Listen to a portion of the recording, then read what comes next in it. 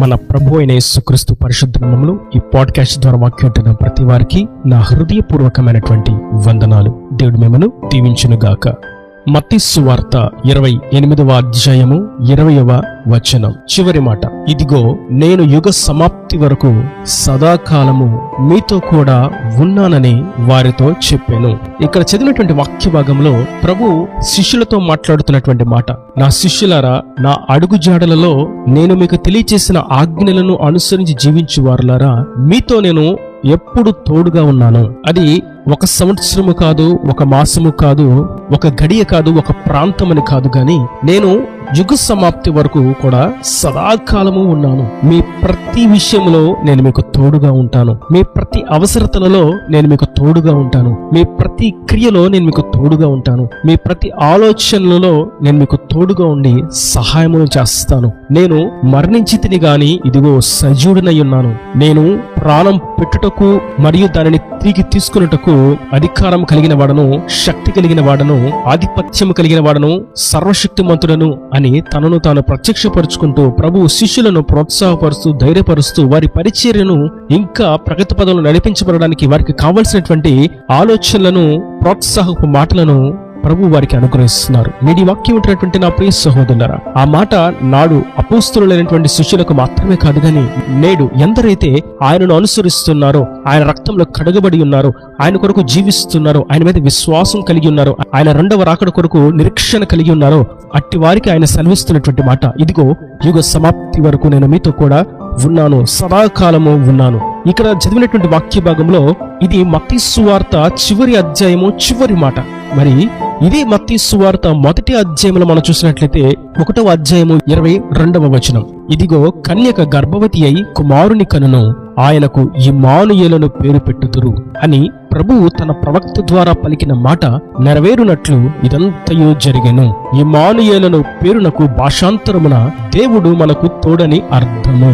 ప్రభు యొక్క జననము మనకు తోడుగా ఉండడానికే జరిగింది అన్న సంగతి ఇక్కడ మనకు అర్థమవుతుంది. ఆయన ఈ భూలోకానికి శరీరధారిగా దిగి వచ్చినటువంటి ఉద్దేశం ఏదనగా తన జనులకు ఆయన తోడుగా ఉండు నిమిత్తమే. ఆయన మట్టి దేహమును ధరించుకొని శిశువుగా అవతరించిన నాడే మనకు తోడుగా ఉంటాను అని సెలవిచ్చారు. అదే ప్రభు శ్రమలను అనుభవించి తన పనిని ముగించి శిలువ మరణమును అనుభవించి మరణమును రుచి చూచి మరణమును గెలిచి మృత్యుంజయుడిగా పునరుద్ధానపు శక్తితో ప్రత్యక్షమై ఆయన పరలోకమునకు ఆరోహణమవుతున్నటువంటి ఆ చివరి సమయంలో శిష్యులతో సెలవిస్తున్నటువంటి మాట, నేను యుగ సమాప్తి వరకు మీతో కూడా ఉన్నాను. ఇదిగో నేను ఇమ్మానుయేలుగా మీకు ప్రత్యక్షమయ్యాను. నేను ఈ భూలోకములో భౌతిక కార్యాన్ని ముగించాను. నేను చేయవలసినటువంటి పనిని ముగించాను. ఇక్కడ వరకే నేను మీకు తోడుగా ఉంటాను, ఇక మీట నేను మీకు తోడుగా ఉండలేను అని ప్రభువు చెప్పలేదు గాని ఆయన ఈ భూలోకంలో తాను చేయవలసినటువంటి కర్తవ్యంను ముగించి యుగ సమాప్తి వరకు కూడా తోడుగా ఉంటానని, సదాకాలం మీతో ఉంటాను అని సెలవిస్తున్నటువంటి ఒక అద్భుతమైనటువంటి వచనం. నేటి వాక్యం ఉంటున్నటువంటి నా ప్రియ సహోదరులారా, సంవత్సరములు గడుచుచుండగా, కాలాలు మారుతూ ఉండగా, ఋతువులు మారుతూ ఉండగా మనకు మాత్రం ఆయన మారిన మహనీయుడిగా, నిన్న నేడు నిరంతరము ఏకరీతిగా ఉన్నవాడుగా, ఇమ్మానుయేలుగా మనకు తోడుగా ఉన్నటువంటి ప్రభు ఈ లోకంలో తోడుగా ఉంటానని మాట్లాడేటువంటి అనేకమైనటువంటి బంధాలు, మాటలు, వాగ్దానాలు, సహవాసాలు చివరి గడియ వరకు తోడుగా ఉండనేరవు. వ్యాపారాలలో, ఉద్యోగాలలో చివరి వరకు తోడుగా ఉంటానని చెప్పినటువంటి వారు మధ్యలోనే ఆ నిబంధనను అతిక్రమిస్తారు. భార్యాభర్తల యొక్క బంధము చివరి వరకు తోడుగా ఉంటాననేటువంటి మాటను మధ్యలోనే ముగిస్తారు. దాని యొక్క భావము ఈ భౌతిక లోకములో, ఈ లౌకిక జ్ఞానములో మనకు లభించదు. నిజమైనటువంటి తోడు ఇమ్మానుయేలైనటువంటి ప్రభు మనతో ఉంటేనే తప్ప ఆ యొక్క తోడును, నిజమైనటువంటి సహవాసాన్ని మనం అనుభవించలేము అన్నటువంటి సంగతిని ఈ వాక్యం ద్వారా మనం అర్థము చేసుకోవలసిన వారమై ఉన్నాము.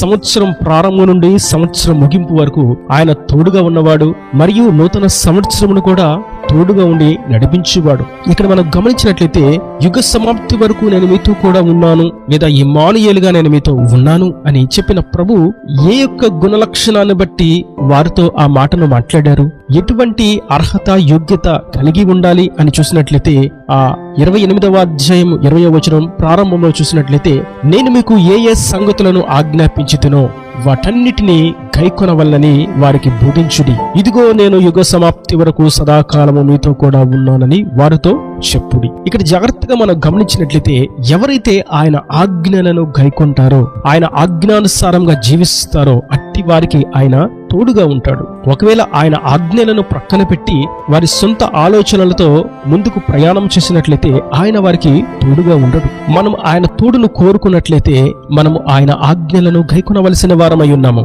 ఆయనను పూర్ణ హృదయముతో ప్రేమించాలి, ఆరాధించాలి. ఆయన వాక్యములను పరిశోధించాలి. మరియు మనతో ఉన్న వారిని మనల్ని మనం ఏ విధంగా ప్రేమించుకుంటున్నామో అట్టి విధంగా ప్రేమించాలి. ప్రేమలో మన యొక్క ఆత్మీయ స్థితి ముందుకు సాగాలి, ఆధ్యాత్మిక పయనం కొనసాగాలి. ప్రేమ లేనటువంటి క్రియలు సమస్తమును శూన్యమని వాక్యము సెలవిస్తుండగా మనము ఆయన ఆజ్ఞలను గైకొనుట అనగా ప్రేమ కలిగి జీవించుట.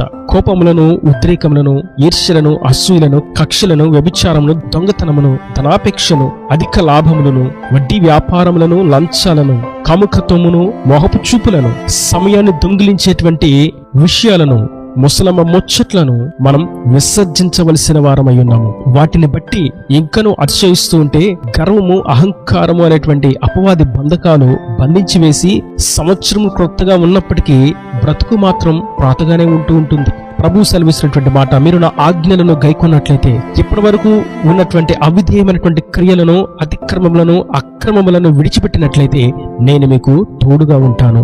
అందుకే యోహాను సువార్తలో మనం చూస్తాం, నాకు వేరుగా ఉండి మీరు ఏమీ చేయలేరు.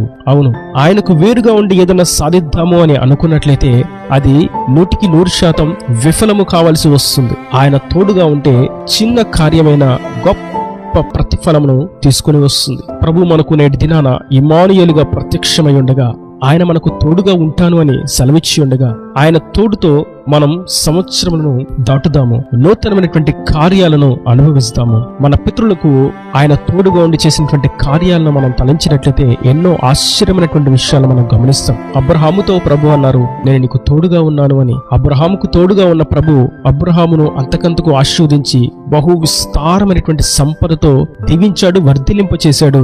తనకు తక్కువైనటువంటి ఆశీర్వాదం ఏదీ లేనంత ఉన్నతమైనటువంటి శ్రేష్టమైనటువంటి ఆశీర్వాదాలను అనుగ్రహించాడు. యోసేపుకు తోడుగా ఉన్నాడు, అతనిని బానిసత్వంలో నుండి, ఖైదీ గృహంలో నుండి రాజుగా చేశాడు. దావీదుకు తోడుగా ఉన్నాడు, గొర్రెలు కాసుకునేటువంటి వ్యక్తిని ఇజ్రాయేలు యొక్క 12 గోత్రములను పాలించేటువంటి రాజసింహాసనమును అధిష్ఠించినట్లుగా చేశాడు. అననీయ, అజర్యా, మిషాయేలుకు తోడుగా ఉండి వారు ఆశ్రయించినటువంటి ప్రభు శక్తిమంతుడని నిరూపించి వారిని ఆ దేశంలో గొప్ప స్థానాల్లో అందరికంటే ఎత్తైనటువంటి సింహాసనముల మీద కూర్చుండబెట్టాడు. దానియేలుకు తోడుగా ఉన్నాడు, బబులోను సామ్రాజ్యపు 3వ అధికారిగా, 3వ రాజుగా నిర్ణయించాడు. ఇలా మనం చూస్తూ ఉన్నట్లయితే ప్రభు మనకు తోడుగా ఉన్నట్లయితే ఏ అనగార్చి వేయబడినటువంటి స్థితి అయినా, ఎంత అవమానకరమైనటువంటి పరిస్థితి అయినా, ఎన్ని ప్రతికూలమైనటువంటి స్థితిగతులే అయినా, ఇక లేవలేనటువంటి అనారోగ్య దుర్బలమే అయినా, ఇక ముందుకు సాగలేను అనేటువంటి దురవస్థే అయినా, సమస్తమునైనా మార్చి నూతనపరిచి ఆయన మనకు తోడుగా ఉన్నాడని నిరూపించి